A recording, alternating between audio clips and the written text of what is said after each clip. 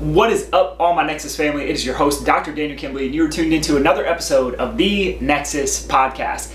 And this week, what I want to talk about is something that's come up actually a couple times over the course of the last week, and that is this idea that someone says to me, I'm so glad I've never needed to go to a chiropractor, or I hope I never have to go back to the chiropractor.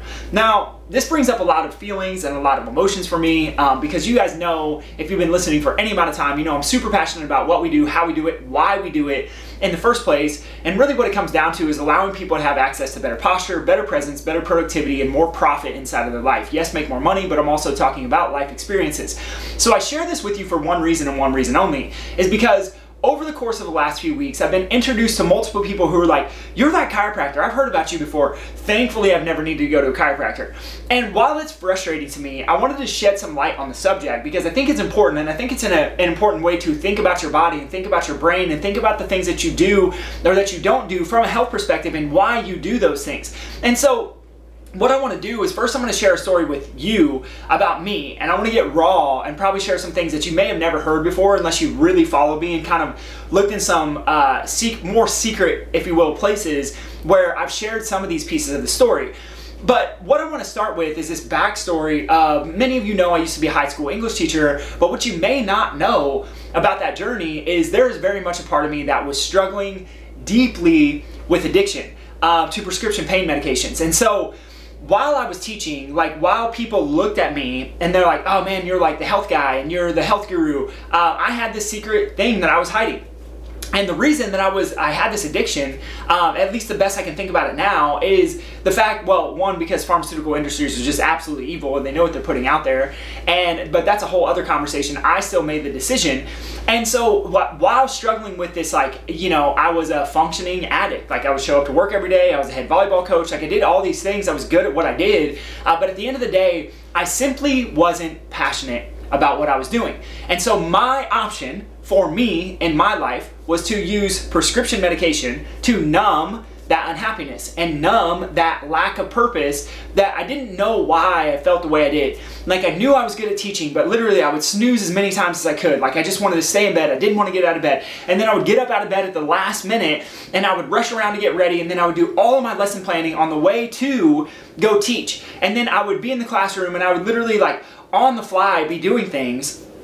And it was mostly because there wasn't a sense of purpose around what I was doing. Now, I loved helping my students. I loved some of the coworkers who I had teaching, so I'm not throwing any shade or any hate on anything that happened with me teaching. It was more of me. There was something deeper within me that I could not connect with.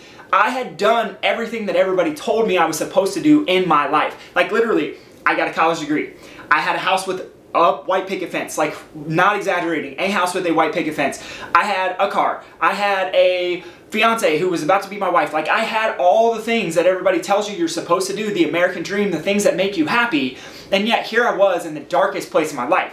It's also interesting, I should probably share this with you as well, is that in that darkest place of my life, I had no spirituality. I did not believe in God. I did not believe in the universe. I did not believe in a creator. That's a different conversation, not necessarily for this podcast, but I just share that with you because it's a thought to wrap your head around. So then the question becomes, why are you sharing this with me if the conversation for this podcast is a conversation specifically about, I'm so glad I never needed a chiropractor? Well, here's the reality. Struggling with addiction. My now wife had no idea what I was going through at the time, and she kept pushing me to go see her chiropractor, the chiropractor she worked for while she was getting her physical therapy license. And literally once a week for almost a year straight, she's like, dude, just go see Dr. Mike. Go see Dr. Mike. And this is my thought. This is my answer.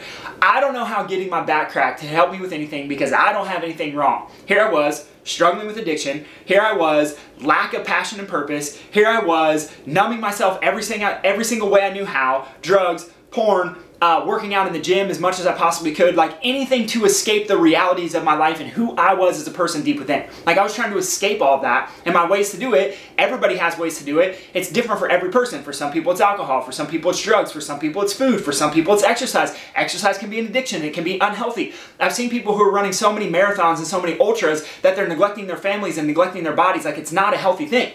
And so I share this with you for one reason and one reason only. It's because I want you to know at the deepest level possible, when someone says to me, I'm so glad I never needed a chiropractor, that if you're the person saying that, or you know somebody who says that, then you have no idea what you are missing out on in your life potentially as a result of not having chiropractic care. Because here's what we know. Chiropractic care has nothing to do with the neck. It has nothing to do with the back. It has nothing to do with the spine. It has nothing to do with pain. It has everything to do with the way that your brain functions and the way that you interpret the realities of your life. And I can't be more clear when I say this, because what happened with me when I started getting adjusted, when I got chiropractic, brain-based chiropractic care for myself back in Indiana, my wife convincing me, 10 months it took me to go in, and I was like, it's too expensive, I can't afford it, I would rather use that money on drugs. Guess what? I went and I committed, and something started to change. And I didn't know what it was, but this is what I started to notice. I started getting more passionate and more interested in actually becoming a better teacher. I started sleeping in just a little bit less. I started realizing that I was like for the first time I can admit, like, dude, I have an addiction and I need to break myself of this thing. And then I started getting very passionate about learning things that I would have never learned before. So I started learning about the brain. I started asking questions about how my students learn, and asking questions about how kids get results or don't get results inside of the classroom. Like, I started asking all these things, and I started reading, and I started researching, and I started going deeper, and this something within me awakened. And it brought me to a place where I realized that everything that I was learning about the brain teaching was being affected when I was getting adjusted. The frontal cortex of the brain, the part of the brain responsible for learning, the part of the brain responsible for someone being successful, is the exact same part of the brain that is affected when someone has a chiropractic adjustment. And when I realized this, I started to wake up tremendously. And I started asking a question, what results could my kids get in the classroom if they got adjusted as well? And as I asked the question, the answer became louder and it became clear. And this is not like an answer from reading a book. This is an answer from within me, is that you must give up everything that you knew. You must give up the house. You must give up the degree. You must give up the cars. You must give all of it up and move to Georgia to get your doctorate and become a chiropractor. Because that's the only way that you're going to be able to teach families and teach people this principle with any semblance of credibility. So I had a decision to make. I got offered a promotion at the job that I was in. And the next day I turned it down and told them that I'm quitting and I'm actually going to chiropractic school. This principle, this concept is so important, because people who say, I'm so glad I never needed a chiropractor. If you're someone who is struggling with addiction, or struggling with self-consciousness, or struggling with self-esteem, or struggling with lack of spirituality, or struggling with difficulty feeling like there's hope in your life, or struggling with like just feeling this sense of stress and anxiety over everything, and you just can't describe why, and you don't feel like anybody understands you, and you don't feel like you relate to anybody, or you feel like you just want to escape, but you don't even know why you want to escape because everything's actually really good.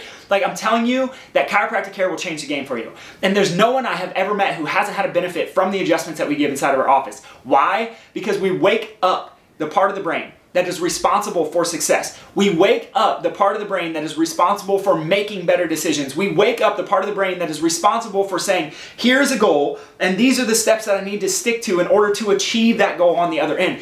And I see time and time and time and time again where people quit jobs and they move away and they make better decisions and they break off relationships and they start to build or do things that they never thought they could do in their lives before as a result of chiropractic care. And so I share this with you because I think it's so important, because I think it's so valuable, is the mindset of, I'm so glad I didn't need to go to the chiropractor. Like, if I would have never went, this is what I know, is that I would likely be in a place where I was dead. Like, I sat in rooms with people being offered things from people who are no longer with us, who have overdosed. I was in those rooms, and that's the trajectory that I was on. What changed it? One thing and one thing only, and that is my wife continually pushing me to go see a chiropractor. And remember, she didn't know about any of this stuff in the background. She didn't have any idea about that stuff. And when she pushed me and pushed me and pushed me, she never gave up on me. And when I started getting adjusted, I awakened within myself. I awakened my brain, and as my brain woke up, I started making better decisions, and I stopped being around people who were bad influences on my life, and I started realizing that the reason that I wanted to do the things that I wanted to do is because I was numbing myself because I didn't have a purpose. And when I realized that my actual purpose was becoming a chiropractor to help other people radically change their lives, this is what I mean when I tell you this is not about neck pain, back pain, headaches. This is so much greater than that. And just because most chiropractors aren't communicating it doesn't mean it's not true, because we can look at all the neuroscience, we can look at all the chiropractic science and say definitively that movement of the joints of the spine via chiropractic adjustments at a very specific speed affects the beta somatic motor rhythm of the brain. The brain will literally start to have a different perception of the outside world. And when our perception of the outside world changes, our worldview changes. When our worldview changes, our self-view changes. When our self-view changes, we can change as people. And we can start to uplift people around us. We can start to uplift ourselves. We can start to experience more presence in the moment. Like for me, my presence literally of like being in this place where I was so oblivious to what I was doing and what I put at risk, right? Of like literally getting arrested, literally being overdosing, literally losing someone who I was going to potentially marry in a year. Like there were so many things that I was putting at risk, but I was so not present. I was trying to numb myself from the presence of my reality. More productivity. Like as I started getting adjusted, I literally started being more productive. Like I started doing more research. I started learning more things. I started reading. I started fulfilling myself. I started uplifting myself. And guess what? As a result of that, as a result of the presence, I started to get more productive. I started to get more done. I started to wake up to a new level of reality, and that's when I started to get promotions, and I started to get raises, and I started to get asked to do different things. And then that led to profit. Yes, I made more money as a teacher. Ultimately, the profit is way greater than that though, because I started to enjoy my life experiences instead of numbing myself from everything. Much of the stuff when I was that age, I don't even remember because I was constantly in a state of sedation. And now there's a level of profit inside of my life, enjoying time with my daughter, enjoying time with my wife, remembering the things that I'm doing, not numbing myself to the day-to-day reality, because I'm so passionate and so fired up on this principle of helping other people experience exactly what I felt. So my friends, my question for you is this, did this episode, yes or no, simple yes or no, change your view on whether or not someone needs chiropractic? Because so many people say, I'm so glad I never need to see a chiropractor, but they've never heard this story. And if it weren't for me hearing the story that I'm sharing with you today, I literally would not be here. I love you. I appreciate you. If you got some value out of this, leave a rating, leave a review. You can subscribe to this now on YouTube as well. And we will come at you again next week. As always, peace.